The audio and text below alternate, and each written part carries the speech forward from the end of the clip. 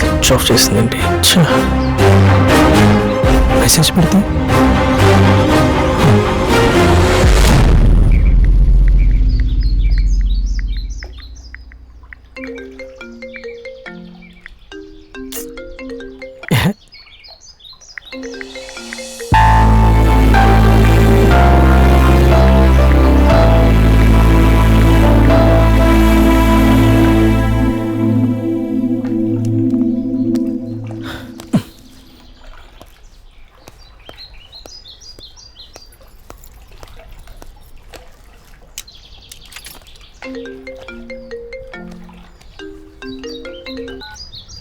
నీ అబ్బా ఎందుకు రాని సార్ ఫోన్ చేస్తావు?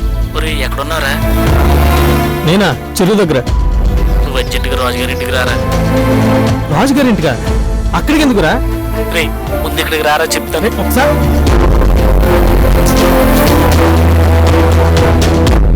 రాజుగారి ఇంటికి ఉన్నాడేంటి? మా విషయం ఏదన్నా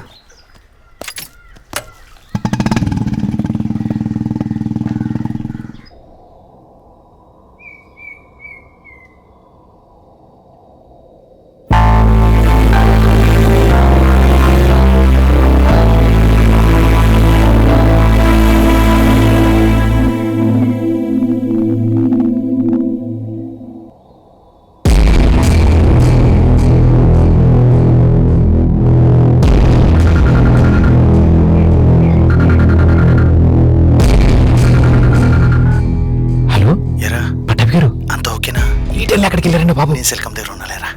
ఏమంటే ఇక్కడ క్లాసులో ఎలా ఉందో తెలుసా మీకు? ఈ టైం మీద కావాలా? అది కాదు త్వరగా మీరు.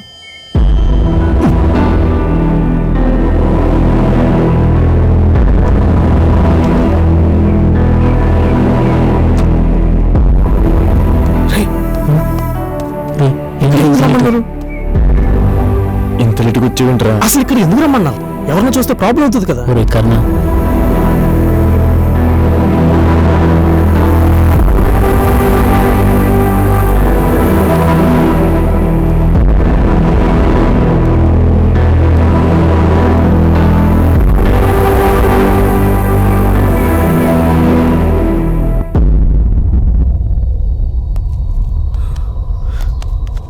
కర్ణ ఏమైందిరా?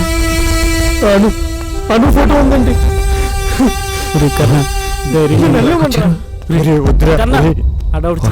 ఇక్కడ ఎవరైనా చూస్తే ప్రాబ్లం బాగోదురా. ప్లీజ్ రా, ఏం మేనేజ్ చేయాలి ఇప్పుడు? హలో వినిపించట్లేదండి. హలో మీరేంటి ఇక్కడ? అసలు ఒక్కసారి నన్ను చూడండి ప్లీజ్ రా.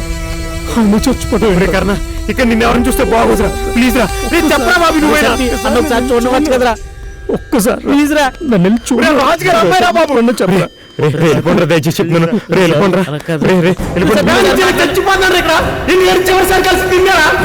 ఒకసారి దూరం నుంచి చూసి వెళ్ళిపోతాడు రా. నీకు దండం పెడతాను, వెళ్ళండి రా ప్లీజ్ రా. సాయంత్రం వెళ్ళండి రా.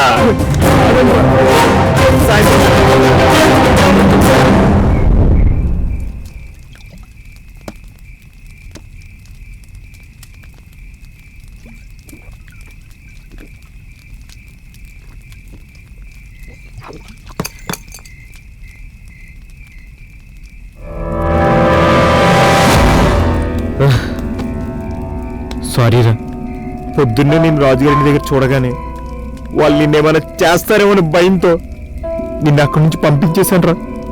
ఎందుకంటే అను చివరిసారిగా వచ్చింది నీతోనే కదరా. నువ్వు అక్కడి నుంచి వెళ్ళిపోయిన తర్వాత నాకు అనిపించింది అను చివరి చూపు కూడా నీకు దక్కలేదని. అందుకే అను డెడ్ బాడీని ఫోటో తీసుకొచ్చా.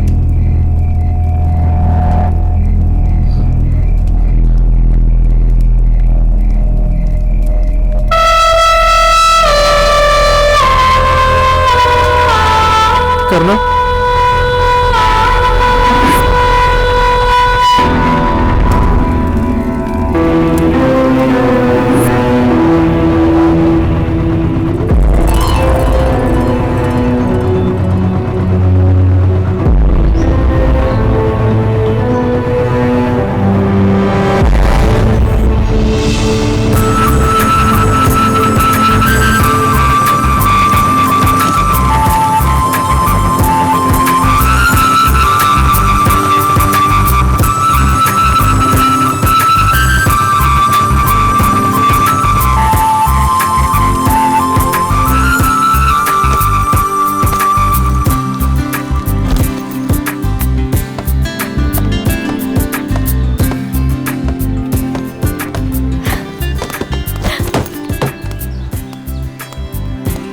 బాగున్నావా తల్లి?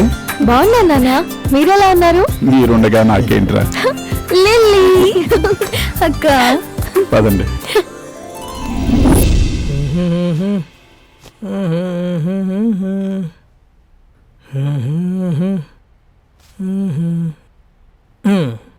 కర్ణా బాబు టీ. అదేంటి నువ్వు తీసుకొచ్చావు? అమ్మ ఎక్కడికి వెళ్ళింది? అమ్మగారు టెంపుల్కి వెళ్ళారయ్యా. అవును, నాన్నగారు ఇంట్లో ఉన్నారా బయటికి వెళ్ళారా? అదేదో ఫ్యామిలీ పంచాయతీ గొడవ అంటయ్యా, ఇప్పుడప్పుడే తెవలండి. అబ్బా, ఈయన ఒకరు ఊర్లో ఉన్న పంచాయతీలన్నీ ఇంటికి తీసుకొస్తారు. ఊరుకోమ్మా.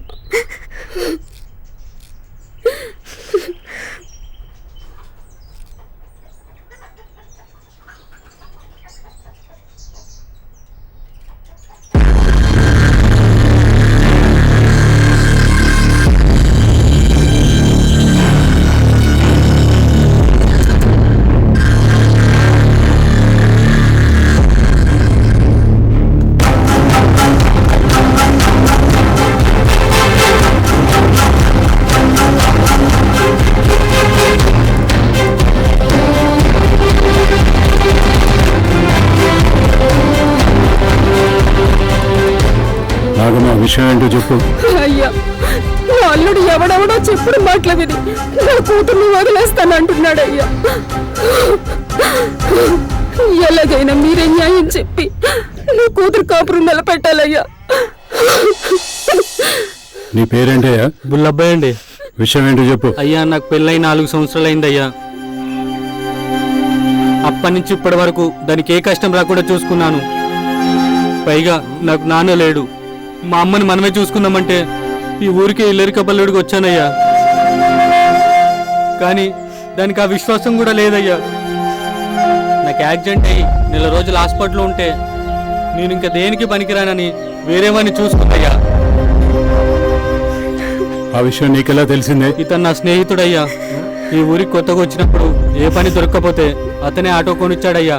అంతేకాదయ్యా, హాస్పిటల్లో ఉన్న రోజులు అతనే సొంత అన్నలా చూసుకున్నాడయ్యా. అవును సార్, నేనే చూసుకున్నాను. హాస్పిటల్ బిల్ కూడా నేనే కట్టాను. కావాలంటే వాళ్ళు ఆవిడని అడగండి. అయ్యా, బిల్లు మనమే కట్టామయ్యా. ఏమిటి నాయుడు గారు, పైగా పోసేదో చనిపోయినట్టు వేరే వాడిని కూడా చూసుకుంది. ఏమ్మా, నిజమేనా? అయ్యా, మీరు కూడా ఏంటయ్యా? ఏంటండి నాయుడు గారు, దాన్ని అడుగుతారు? అదొక జే. ఈ ఊళ్ళో దాన్ని పెట్టుకుంటే చుట్టుపక్కల ఊరు వాళ్ళందరూ మీ ఊరిని గేదా అడ్రస్ తీసుకుంటారు. ఏయ్!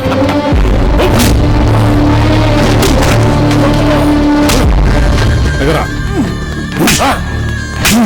నా ఊరు ఆడబిట్టని టవరా నాలుగు చీరేస్తా. వీడు నీ స్నేహితుడా? ఆ? వాడు ఏం చేశాడో తెలుసా?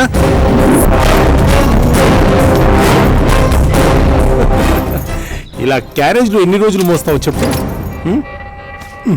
మీ ఆయన ఎలాగో హాస్పిటల్లో ఉన్నాడు. లక్షల బిల్లు అయితే నేనే కట్టాలి. అది ఎలాగో నువ్వు తీర్చలేవు, కానీ నా కోరిక తీర్చే.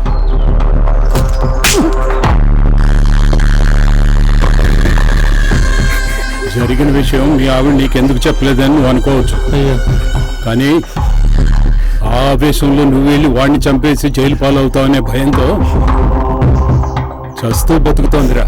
ఆ విషయం నీకెక్కడ చెప్తుందనే భయంతో వీడు మీ ఆవిడ మీద నిందలేసి తప్పించుకోవాలని చూస్తున్నాడు. వీడు ఏంటి, హాస్పిటల్ బిల్ నువ్వు కట్టావా? రాజు చెప్పు. అయ్యగారు పంపిస్తే బిల్లు నేనే కట్టాను. మళ్ళీ మా ఊర్లో ఇంకొకసారి కనపడ్డావో అడ్డంగా నరికేస్తాను. వెళ్ళా.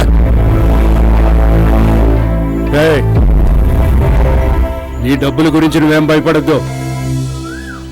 ఇంటికి తెచ్చి కడతానులే, పో. అది చూస్తూ బుద్ధిగా సంసారం చేసుకో. ఉంటానమ్మా. మీరు చల్లగా ఉండాలయ్యా.